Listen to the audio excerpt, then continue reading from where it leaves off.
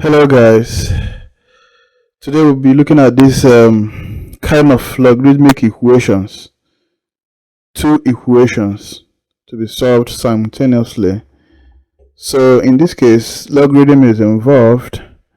So but for us to solve this, we have to do one particular thing, and that thing is to convert these two logarithmic equations to two linear equations before we can solve simultaneously. That's the first thing to do.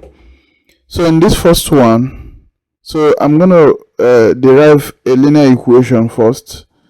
So by writing log 2 exponent x plus 3 is equal to, remember that these two, so I'm going to write 2 log 2, trying to make every number to have log 2.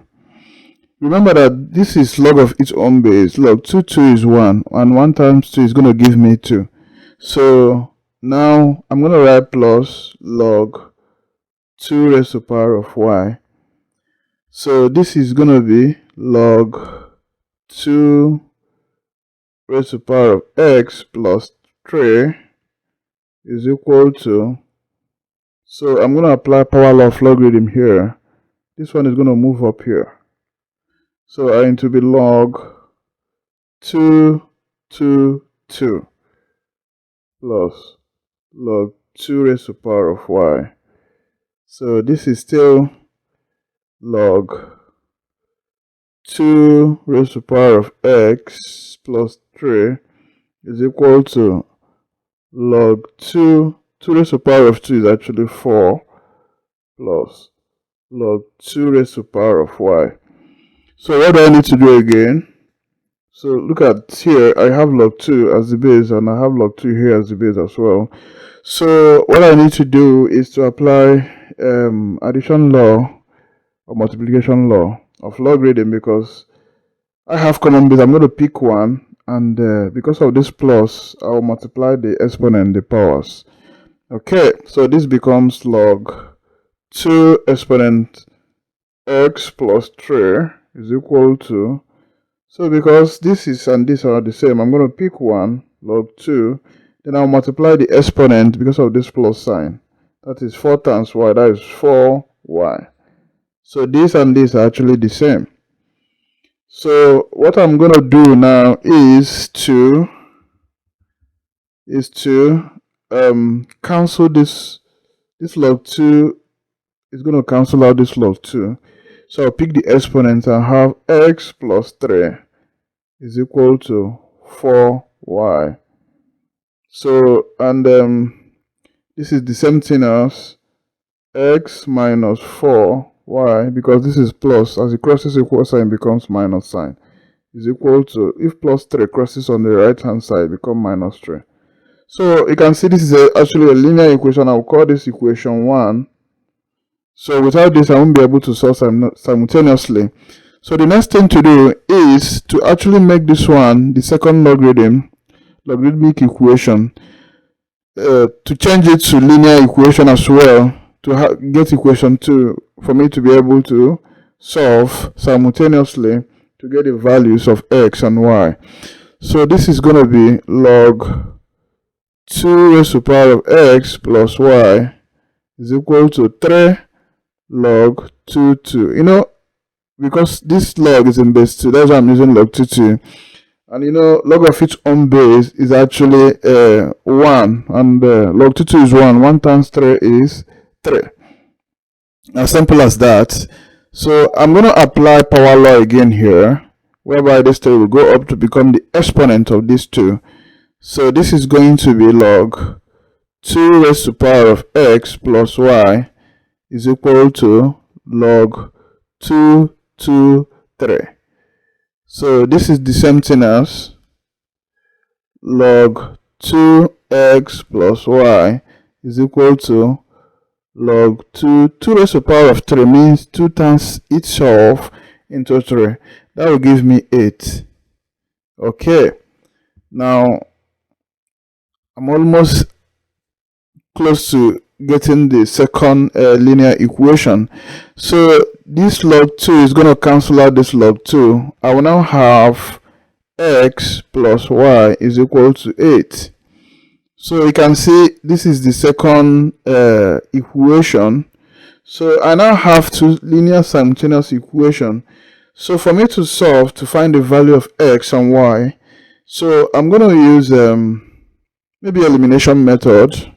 You can still use a graphical method and a substitution method, but I'm going to use elimination method.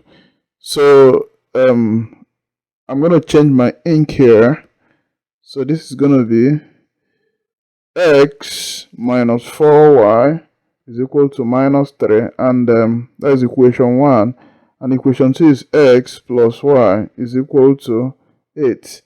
So since I have equation 1 and equation 2, if I use elimination method, I'm going to subtract the second equation from the first equation, putting minus here.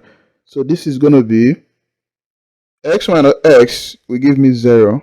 Then I'll have minus 4y minus y. That is going to give me, I'm going to write it here, minus 4y minus y is equal to minus 3 minus 8.